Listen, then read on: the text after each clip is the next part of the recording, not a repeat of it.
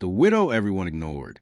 In the dry, wind-swept town of Dead Creek, where dust coated every corner and decency was rare, there lived a woman named Clara May.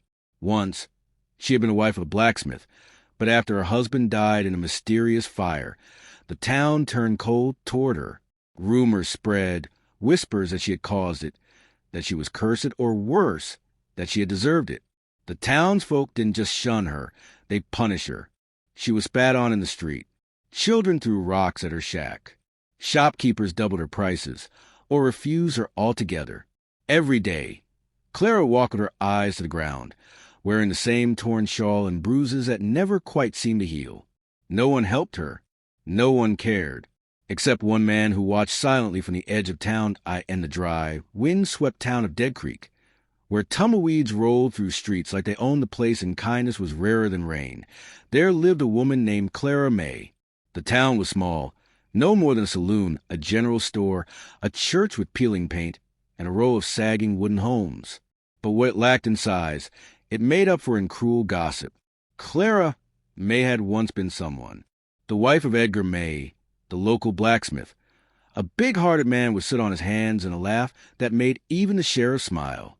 They were simple folks, but they had love. That was enough. Until one night, a fire broke out in Edgar's workshop. The flames rose high, devouring wood, iron, and flesh alike. By dawn, nothing was left but ash and Clara May's silence. The town was quick to decide what happened. No one ever found the cause of the fire, but that didn't matter. They said Clara must have done it. Maybe for money, maybe for freedom, maybe for nothing at all. But to them, she was guilty. And in a place like Dead Creek, guilt didn't need proof. Just a whisper. Whispers became stares. Stares became insults. And insults turned to action. She was spat on while walking down Main Street. Children, encouraged by watching adults, threw stones at her windows and shouted things too vile for their young mouths. The pastor stopped visiting her home. The shopkeepers hiked her prices or told her to leave. And when she begged for work, the doors slammed in her face. What bruised Clara May most weren't the strikes to her body, but the ones to her spirit. They came in silence, in neglect, in the way people looked through her like she didn't exist. Her home, once filled with warmth, had become a shack on the edge of town. The boards creaked, the wind whistled through cracks, and the only light came from a candle stub she rationed each night. Her clothes were threadbare, her boots worn to the sole. Yet each morning, she rose before the sun, covered her bruises with her shawl, and walked into town with her head bowed low. The people of Dead Creek called her a ghost, a curse, a sinner.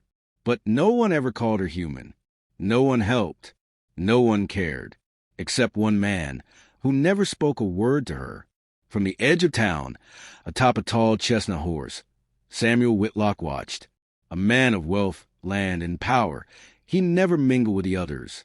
But each week, as he passed through Dead Creek for supplies, his eyes lingered on Clara May longer than anyone realized. He didn't laugh. He didn't look away. And deep in his silence, something stirred. Not pity, not curiosity, but something closer to righteous anger, the kind that doesn't stay quiet forever. The man on the hill, Samuel Whitlock, was the wealthiest man for 100 miles. A rancher who owned half the valley. He was respected, feared, and envied, but he wasn't the kind of man who attended town meetings or wasted words in saloons. He stayed on his ranch, away from the gossip and filth of the townspeople. Yet every Saturday, without fail, he rode into town for supplies.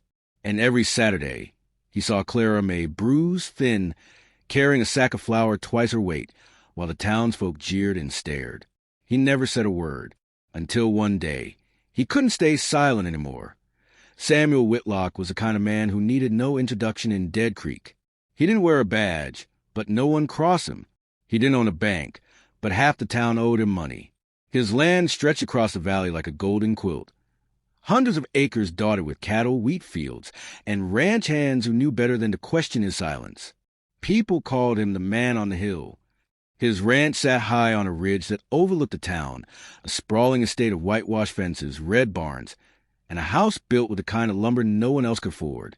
He had no wife, no children, just his land, his horses, and a silver pocket watch passed down from his father. Samuel Whitlock didn't waste words. He didn't drink in the saloon or trade stories on the porch of the general store. He didn't care much for townsfolk. Most of them, he believed, were two-faced and quick to smile while hiding knives behind their backs.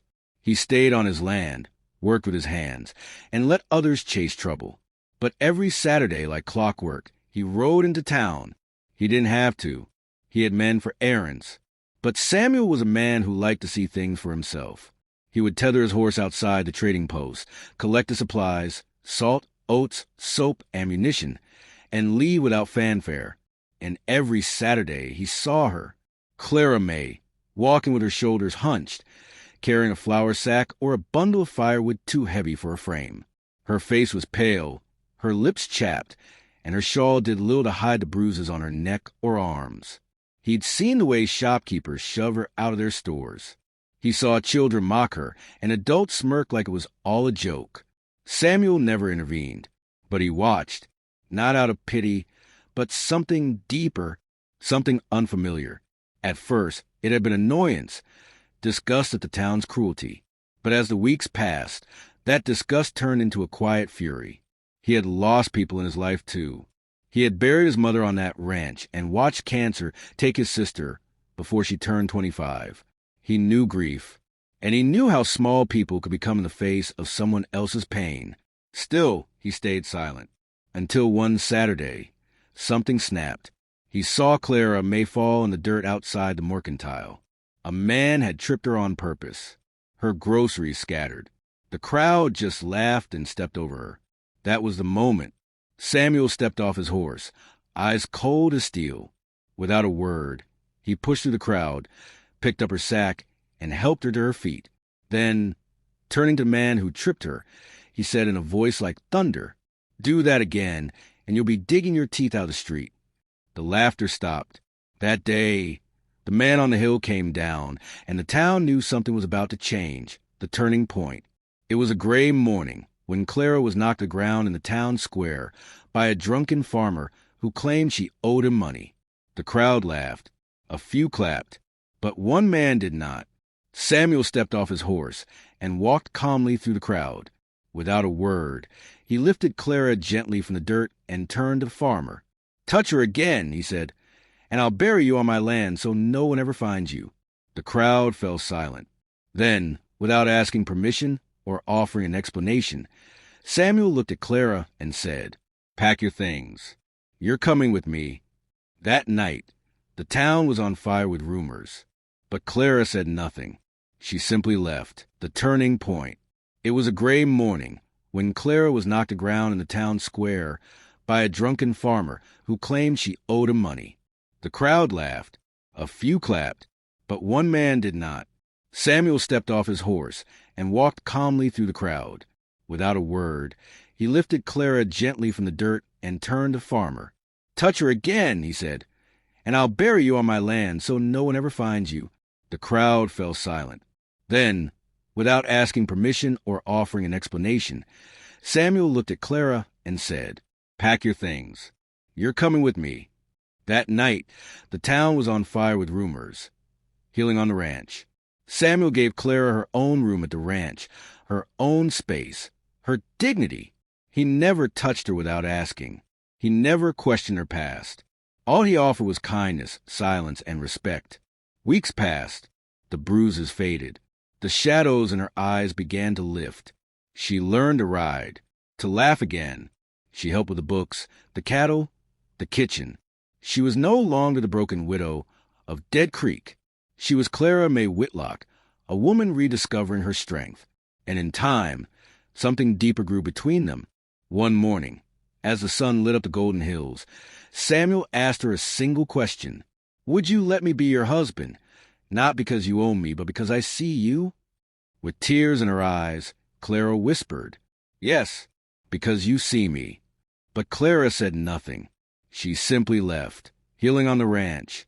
Samuel gave Clara her own room at the ranch, her own space, her dignity. He never touched her without asking. He never questioned her past. All he offered was kindness, silence, and respect. Weeks passed. The bruises faded. The shadows in her eyes began to lift. She learned to ride, to laugh again. She helped with the books, the cattle, the kitchen. She was no longer the broken widow of Dead Creek. She was Clara May Whitlock, a woman rediscovering her strength. And in time, something deeper grew between them. One morning, as the sun lit up the golden hills, Samuel asked her a single question. "Would you let me be your husband? Not because you own me, but because I see you?"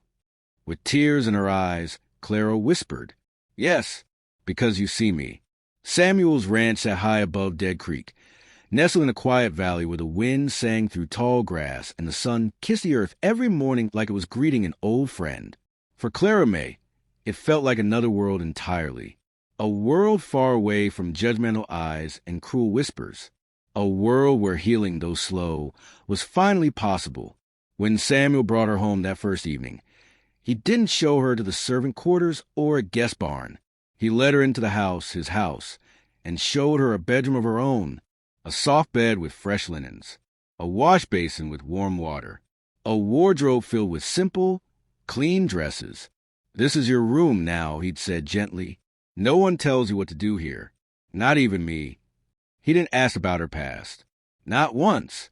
He didn't bring up the rumors from town or the way people had treated her. Instead, he offered something far more powerful than protection. He offered her dignity. For the first few days, Clara barely spoke. The silence of the ranch unnerved her. She waited for shouts, for fists, for slamming doors that never came. But Samuel kept his word. He was kind, but not overbearing. Present, but never pushing. He left her notes when he went riding. He cooked when she was too tired. He even made her laugh once, clumsily trying to bake a pie and ending up covered in flour. And slowly, the weight she had carried for years began to lift. Her bruises healed first, the visible ones. But it was the bruises on the inside that took longer. The ones on her pride, her heart, her trust. Each morning, she'd rise with the sun, tie her hair back, and help in the kitchen. Then she started following Samuel around the ranch. Curious about the land, the horses, the books he kept stacked by the fireplace. He taught her to ride a horse. She taught him how to cook something other than stew. They worked side by side in the fields, mended fences, shared jokes over coffee. What began as quiet companionship slowly became a bond neither of them had expected. Clara was no longer the battered widow of Dead Creek. She smiled now. She spoke freely. She walked with her head high. And when the ranch hands looked at her, they saw not a guest, but the woman of the house. One morning, just as the sun crested over the golden hills and the dew still clung to the grass, Samuel stepped out onto the porch with 2 mugs of coffee. Clara was already there, barefoot, watching the horizon. He handed her a cup, hesitated, then cleared his throat. "Clara," he said, voice steady but softer than usual, "would you let me be your husband? Not because you owe me anything, but because I see you."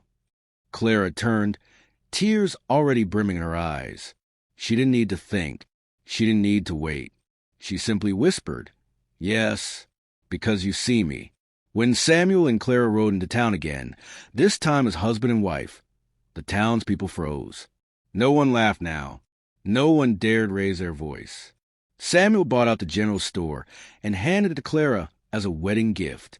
The same store that once overcharged her was now hers. The farmer who had knocked her down? He left town within the week, afraid of the rancher's silent wrath. Clara never sought revenge. She didn't need to. Her very presence, proud, tall, and smiling, was justice enough. The town's reckoning. When Samuel Whitlock and Clara May rode into Dead Creek again, this time not as strangers, but as husband and wife, the town went still. The old saloon doors, always swinging with drunks and dust, paused mid-creek. Shopkeepers froze mid-sale. The same children who once threw pebbles at Clara now stared with wide eyes from behind their mother's skirts. No one laughed. No one whispered. No one dared. Because the woman they had mocked, spit on, and beaten was no longer the town's pariah. She was now Mrs. Whitlock, the wife of the wealthiest, most respected man in the entire valley. Samuel rode beside her, silent as ever, his hand resting lightly on his rifle, as if daring anyone to try what they once found so easy. They dismounted outside the general store, the very place where Clara had once been charged double for stale bread.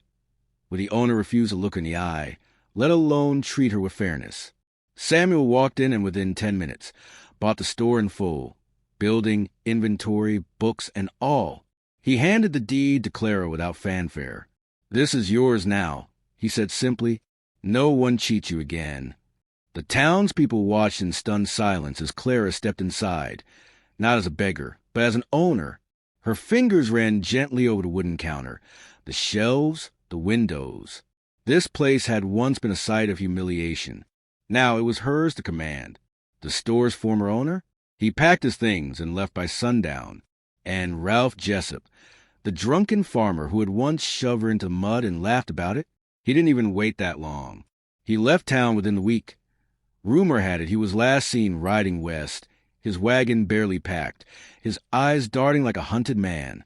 Not because Samuel had threatened him again, but because he didn't have to. Samuel's silence was louder than most men's rage, and every man in Dead Creek knew what it meant when he didn't speak. And Clara? She didn't demand apologies. She didn't seek revenge. She never raised her voice or cursed a soul. She simply walked down the street with her head high, her hand looped through Samuel's arm, wearing a clean dress and smile that made even the hardest men look away in shame. She didn't have to say a word. Her presence was enough. Justice doesn't always come in noise. Sometimes it comes in peace, in pride, in rising without anger. Clara may had risen, and the town would never forget it.